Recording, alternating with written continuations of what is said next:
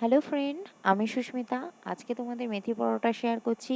তো তার জন্য দেখো মানে আটার মধ্যে আমি সামান্য পরিমাণে তেল, লবণ দিয়ে দিচ্ছি, মেথি পাতা। সেটা কেনা মেথি পাতাটাকে আমি হাতে ডলে দিয়ে দিচ্ছি। তার মধ্যে দিয়ে দেবো ধনে, জিরে গুঁড়ো আর গোলমরিচ গুঁড়ো দিয়ে আমি এটাকে সামান্য উষ্ণ গরম জলে কিন্তু ভালো করে মেখে নিচ্ছি। হ্যাঁ, আর আরেকটা কথা বলার ছিল, সেটা হলো আটাটা এখানে একটুখানি নরম হয়ে গেছিলো, তাকে আমি আবার এর মধ্যে একটু আটা মিশিয়ে দিলাম। এই পরোটাটা কিন্তু ভীষণ হেলদি। হ্যাঁ, কারণ এই পরোটায় একদম তেল নেই। আমরা জানি পরোটা মানে প্রচুর তেলের ব্যাপার থাকে, কিন্তু বিশ্বাস করো এই পরোটার আমি 4টে পরোটা এখানে মাত্র 4 চামচ তেল দিয়ে আমি 4টে পরোটা করেছি।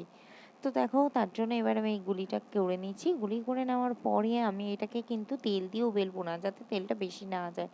তার জন্য লেচি কেটে নেওয়ার পরে আমি এখানে যখন বেলছি, তোমরা মেলাটা লক্ষ্য করো, প্রথমে আটায় ডুবিয়ে ভালো করে যেভাবে রুটি বেলি সেভাবে বেলে নেবো ছোট করে। তারপরে তার মধ্যে আমি সামান্য পরিমাণে তেল ব্রাশ করে তার উপরে আটা ছড়িয়ে দেবো। এই আটা ভেতরে তেলের ওপর যদি ছড়িয়ে দিতে পারো, তাহলে পরোটার লেয়ারগুলোও খুব সুন্দর হয়। আর পরোটাটা খেতেও কিন্তু নরম থাকে, অনেকটা সময় পরোটাটা নরম থাকে। এরপরে দেখো, আমি আবার সেই পরোটাটাকে যখন তিকোনা করে নিলাম, করে নেওয়ার পরে কিন্তু আবার আটা দিয়ে বেলে নিচ্ছি। এখানে কিন্তু আমি তেলের ইউজ করিনি।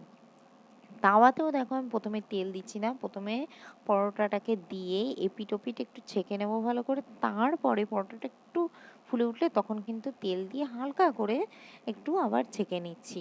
এই যে এই পরোটাটা করলাম, ভালো লাগলে একটা লাইক, শেয়ার, সাবস্ক্রাইব, ফলো করে দিও চ্যানেলটা।